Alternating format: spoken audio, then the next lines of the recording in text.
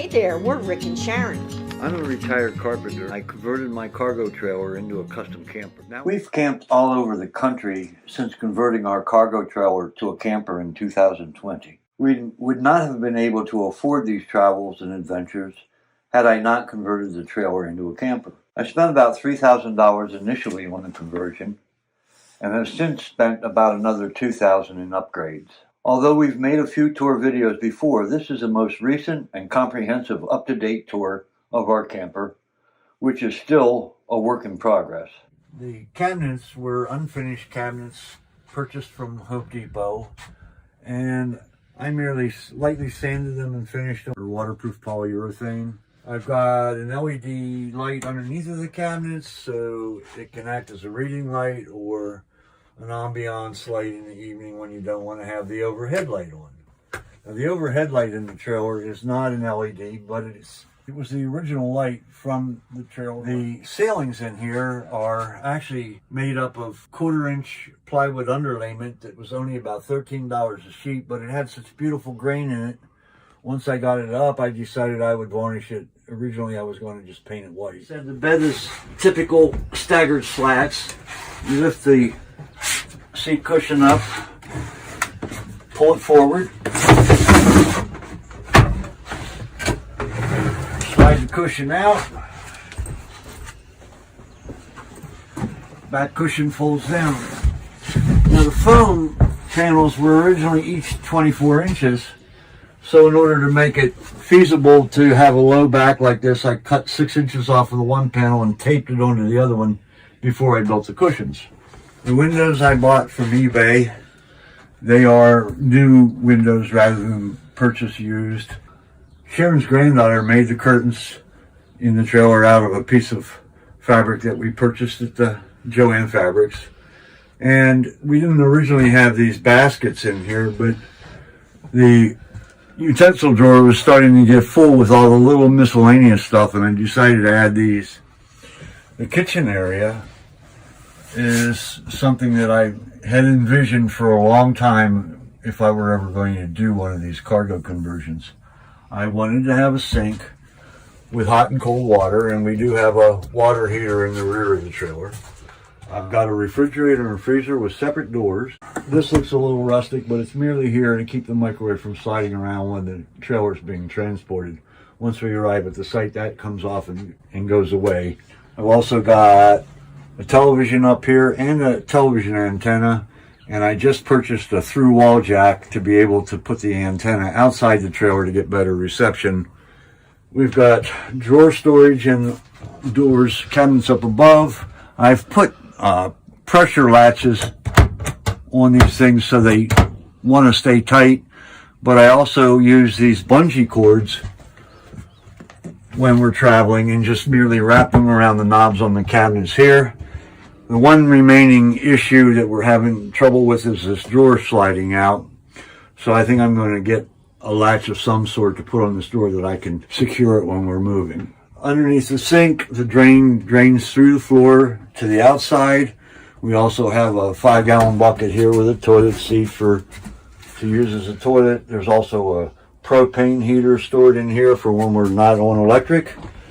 And over in this area are, right now, all the pots and pans, but I'm eventually going to move those back into the kitchen in the rear because I think we're going to cook back there more often than in here.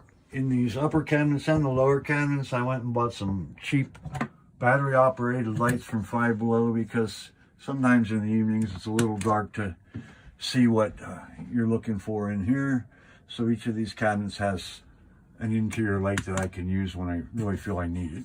We've got the little baskets on the side that we picked up in one of the home decor stores. Before we show you the rest of my crib, like, share, and subscribe if you like this video.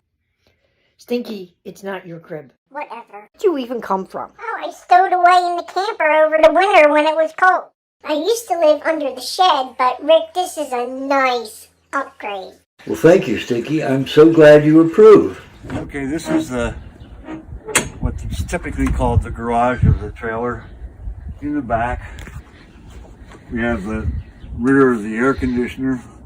I've got a cabinet above, again with friction latches on it so that it stays closed, that we keep paper cups and paper plates back here for cooking. I put a shelf in here. Now where I'm parked right now, the ground behind the trailer is high, but on a normal site, the grade would be such that this is actually going to be a countertop height when I'm parked on a campsite.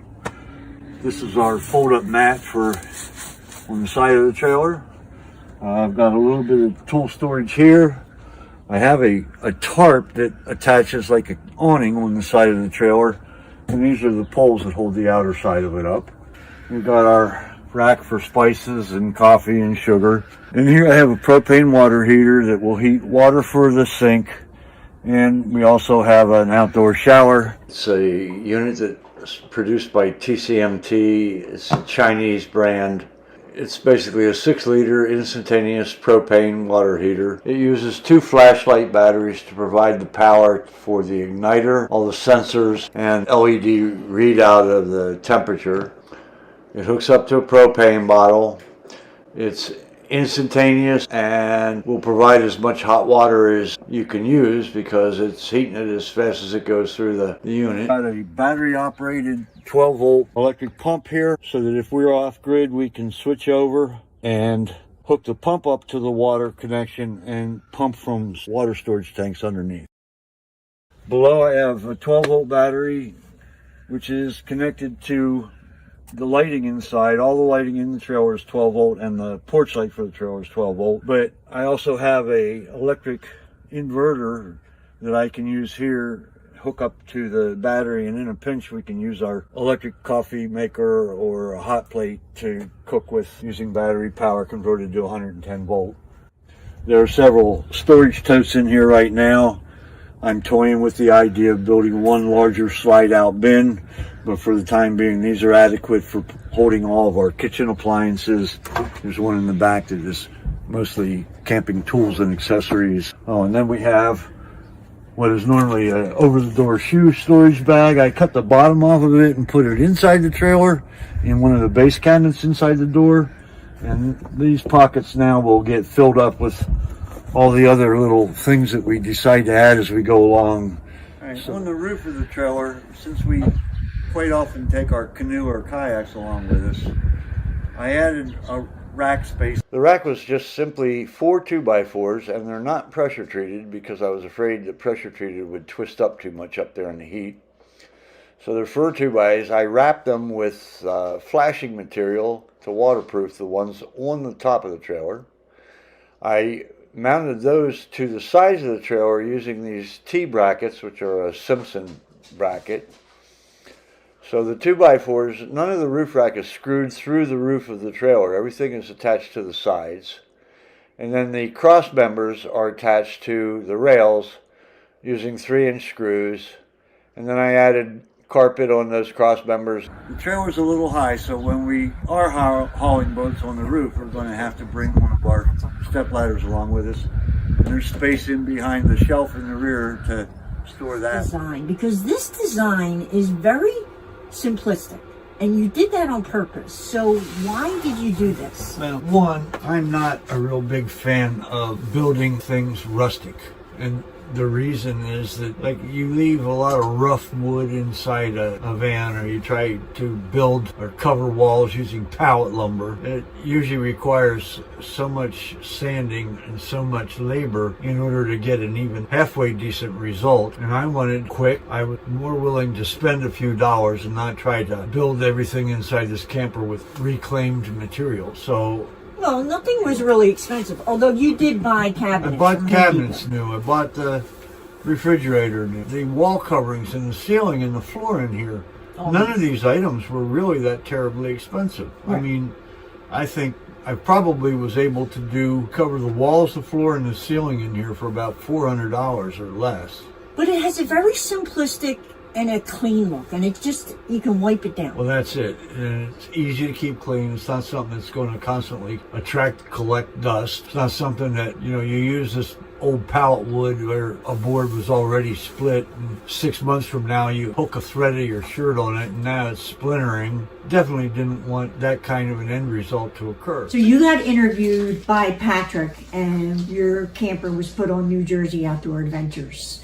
So I want to ask you what that was like. He's got a huge channel, So what was that like for you? Well, I was looking forward to it because I saw that, Patrick had a pretty good sized channel, and there had also been some mentioning that it would probably help to promote our channel by doing that. The other thing is that Patrick has a system that he uses, plan that he follows when he shoots a video, so he just basically repeats it. And what he does is discusses what he's going to do so that you know exactly how that video is going to take place. He'll talk about the fact that he's going to go around the outside, first, and he will point to certain things so that nothing gets overlooked and everything gets, as much of the bill gets included in the video.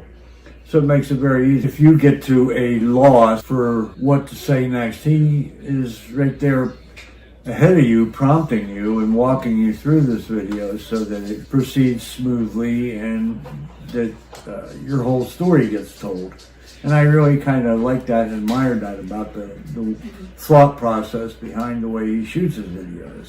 Because of the size of his channel, I must admit that I was a little intimidated, a little nervous. You didn't come across as nervous. No, but internally I felt it. Probably the question we get asked most of the time is, where is our bathroom?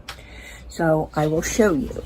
In the cabinet under the sink, we have just a bucket with a seat, and we can put bags in there and chips in there if we want. The truth is, we rarely use it. Most of the time when we camp, we are at somewhere where there's a bathhouse and a shower. So this is for emergency use only and is rarely used. However, we are thinking about the possibility of upgrading maybe to a cassette toilet or something. So another question we get is, why did we choose this size trailer? Actually, we didn't. This is what Rick already used this for his construction. This is not the size we would have bought. We would have bought a 7x14 at least with a V-nose. That would give us much more room.